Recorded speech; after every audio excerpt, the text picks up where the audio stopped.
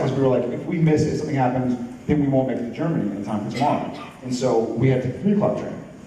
And so we went to the Van Gogh Museum that day, actually.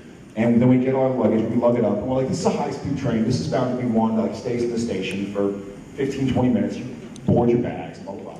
And so we get 3 tickets, one way, me, Jen, and Richard, and Amsterdam to Frankfurt. So we get there, and the train is going to leave at 3 o'clock. It doesn't pull until 2:55, which I guess is how it goes. They figure, you know, get your bags on and gotta get going. Schedule to make. And so I'm like, baby, Jen. I call Richard sweetie.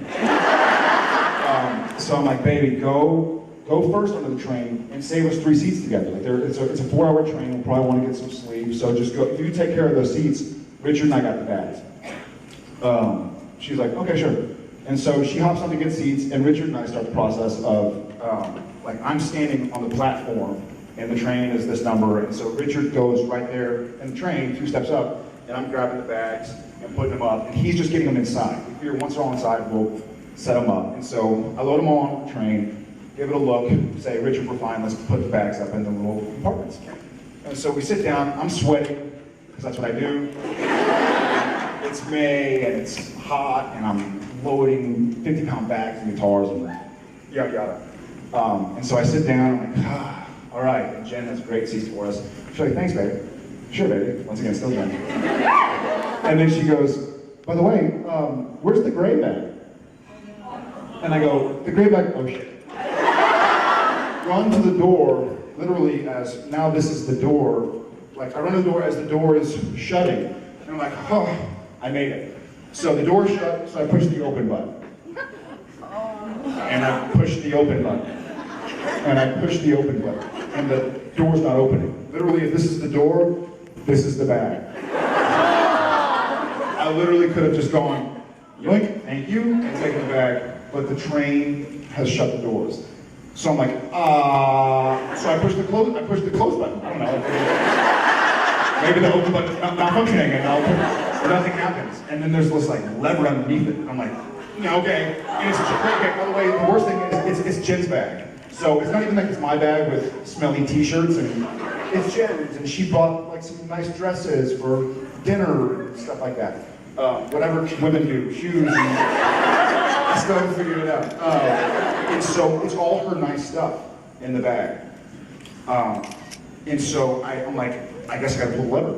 And I pull the lever, nothing happens. At this point you hear, because the air brakes are, yeah, not that kind of that was much earlier when I realized the bag was gone. And that was more like, so a lady walks up to the bag. Another important part I forgot is that Bin Laden's just been killed. And so terror alert is like skyrocketing. Yeah. Like if you drink a Coca-Cola and you put it on the ground and someone taps you, it's like super high, people with guns, because they're talking about it's going to be a lone wolf type that's going to exact vengeance, and the Amsterdam hub's a huge hub. And so I'm like, there's a bag on the platform, it's unmarked, it's locked, and yeah, and a lady walks up to it, yeah, oh God, you're on track. A lady walks up to it, and Richard and I are like banging on the door, and the lady kind of hears us and looks, and we're like, my bag, that's mine, me, bag, me, us. It's just 2 silly Canadians. So she looks at me and literally goes and sees me and goes like this. And I was like, I don't know what that means. Like, does that mean like you're an SOL, or does that mean like does that mean like you're stupid? But I don't think it's good. And so then the train takes off, high speed. Yeah. And so Richard and I kind of like, I got and the train's running this way. That Frankfurt's that way. Bag is here, going that way, essentially because we're going this way. And so I run. I'm like, you know what? We're like 2 cars from the edge. I'm gonna run to the conductor and just tell him I'm a Canadian, and because I'm not. I'll just tell him the bag. I don't know. Like I don't know who to call. It's not like, hey Johnny, I left my. Yeah. I don't. I don't know who to call. Like, hi, train station, my bags. I'm in Amsterdam. I don't have my phone. You have to dial 35 numbers and a plus sign. So I'm like, I'll just tell the conductor. He'll know what to do. So I run to the end of the train where the conductor sits. I push the button and the door opens. But there's no conductor on that side. Because the conductor, pitter-patter, walked to the other side of the train because we're going that way now. So, by the way, now we're high speed, we're a minute or two out of Amsterdam, and my heart's beating right now. I guess that's good, but I mean, it's beating fast.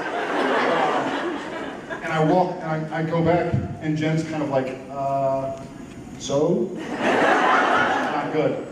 And so I walk back through the thing, and Richard's kind of like, I don't know what to do, man. He's like, I ran 3 carts that way, I couldn't find anybody to work. He's like, what do we do?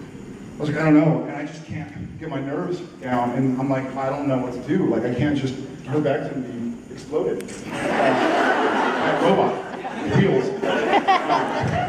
And I go back to the door, and I notice something that I didn't notice before about the buttons. There's a little plate of glass with an emergency do not push. And one of those like movie style red buttons behind the plate of glass. And so,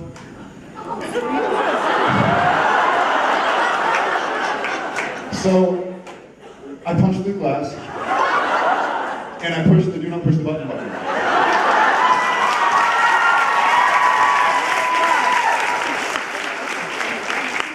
And I'm kind of standing like this, but when I push the do not push this button,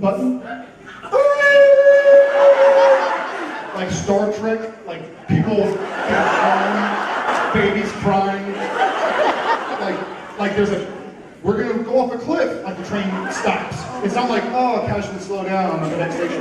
The train, like super high pitched noise, like that thing earlier with the shoulder girl. And so everybody is looking at the giant, scary, sweaty man. Me, who just stopped the train. And Richard goes, he says something roughly to the effect of, I think this isn't good, man. I say, I think so too, sweetie. And he goes, I got your back, but I'm gonna have a seat. I'm like, all right. So I'm kind of like, everybody's looking, the noise is loud, I punch through the glass and the doors flung open, but now we're in the middle of nowhere because the trains are going. It's not like we're in a station, we're on train tracks, like in Europe, in the middle of Amsterdam or wherever we go. Because the train station is a couple miles out. 4 kilometers, I guess, in Europe. So this lady comes running in, and she's like, who pushed the button? Who pushed the button? And I kind of, I did.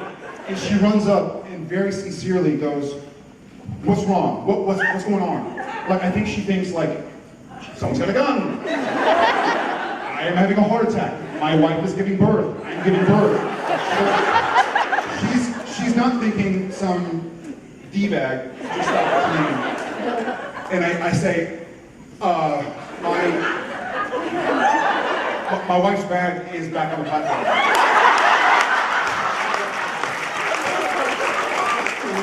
And she goes like, and she's like, I'm pretty certain English wasn't her first language, though she spoke great English, but I can see her kind of go like, I mistranslated that. And she kind of rewinds it in her head and says it again, and it still translates into my wife's bag's on the platform. And she goes, you push the emergency button because your wife's bag is on the platform? That's how I screamed. And I say, yes. She goes, you can't push the button, the do not push button, because your wife left her bag on the platform. And I go, ma'am, look, I'm very sorry. I didn't realize it would stop the train. And she goes, you didn't stop the train. You stopped all of the trains.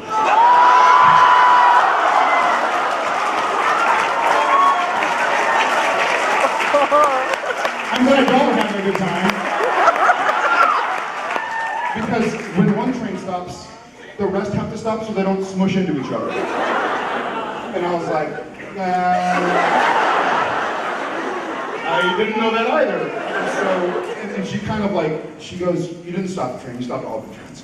And kind of like walks away because now some other guy is there, and he looks at me and goes, this is gonna be very expensive. And I was like, oh my God. And I was like, okay, we'll figure that out. But in the meantime, in all honesty, like I don't want my wife's most prized possessions to be destroyed. And I don't want someone to look at her underwear. Just kidding. No, I'm not. But so was it? You're a good husband. Thank you.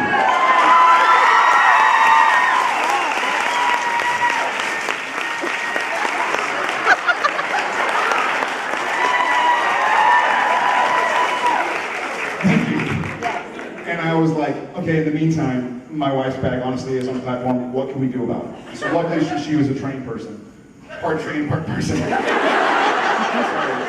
She was able to call and say, hi, if there's a gray bag, then don't destroy it. We have somebody here who owns it. It hasn't been destroyed yet. It wasn't. Someone found it, and we got it. But the guy goes, this is going to be very expensive. And I was like, okay. I was like, how much does it cost to stop the entire European train system? And the guy walks up to me and goes, it's going to be about 150. He didn't say any unit. He didn't say like 150 drachmas or, he just said 150,000 billion, I don't know. And I kind of go, whoa. I was like, all right. And I go and I sit down next to Jen and I go, baby, if this is 150,000 euros, I'm just going to run. I love you. I have my phone. I'll be in Europe. But I was like, it's not a plane where you give me your passport. It's a train. I bought a ticket. They don't know who I am. Even if they do, I can say I'm the guy from Seventh Heaven or something.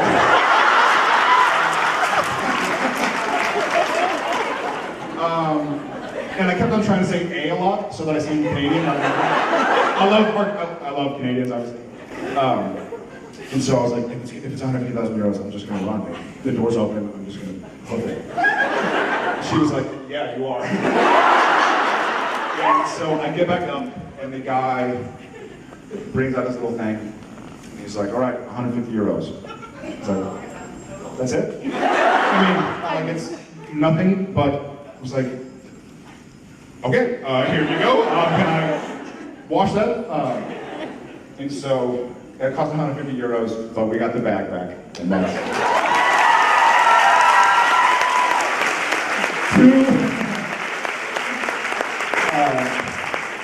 two great additions to the story.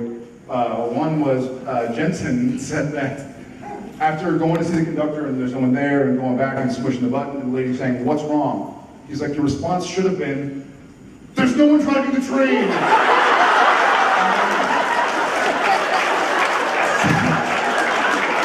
Second place addition to the story is Mark Shepard, who I told him the story, and he basically, I'm not going to say the word, but he said, F you. And I was thinking he was probably on a train somewhere, he missed a flight or things because some jerk off, like something. And I was like, did you miss something? He goes, no, but I've lived in London my whole life and I've always wanted to stop a train. He goes, you're there for a week and you do it? And it costs 150 euros? Yeah, anyway, that is